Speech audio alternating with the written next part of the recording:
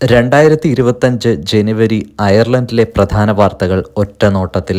Ireland capital സിറ്റിയായ ഡബ്ലിനിൽ ഒഴിച്ച് ബാക്കി എല്ലാ കൗണ്ടികളിലും തന്നെ കനത്ത മഞ്ഞുവീഴ്ചയോടെയായിരുന്നു 2025 തുടക്കം.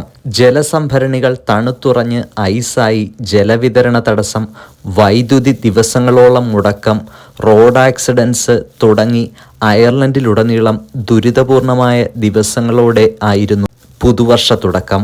നോർത്ത് കോർക്ക്, കെറി, ലിമറിക്ക്, ടിപ്പററി, മിഡ്ലാൻഡ്, പടിഞ്ഞാറൻ കടൽ തീരം എന്നിവിടങ്ങളിലാണ് മോശം കാലാവസ്ഥ ഏറ്റവും ബാധിച്ചത്.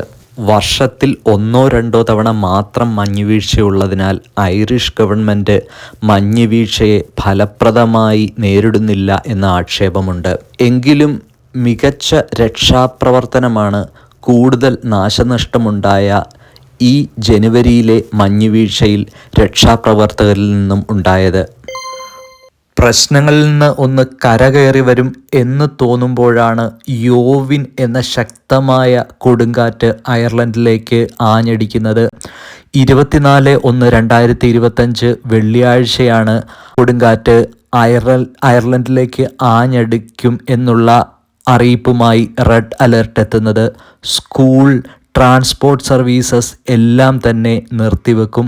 എല്ലാവരും അതീവ ജാഗ്രത പാലിക്കണമെന്നാണ് സുരക്ഷാ അധികൃതർ അറിയിച്ചിരിക്കുന്നത്. തലസ്ഥാന നഗരമായ ഡബ്ലിനിൽ രാവിലെ 6 മണി മുതൽ 11 മണി വരെയും, കോർക്ക്, കെറി, ലിമറിക് എന്നിവിടങ്ങളിൽ രാവിലെ 2 മണി മുതൽ രാവിലെ 10 മണി വരെയും, ക്ലെയർ, ഗോൾവേ എന്നിവിടങ്ങളിൽ പുലർച്ചെ 3 മണി മുതൽ ഉച്ചയ്ക്ക് 12 മണി വരെയും, ലെട്രിം, മയോ, സ്ലൈഗോ എന്നിവിടങ്ങളിൽ പുലർച്ചെ 4 മുതൽ ഉച്ചയ്ക്ക് 12 വരെയുമാണ് റെഡ് അലർട്ട് പ്രഖ്യാപിച്ചിരിക്കുന്നത്.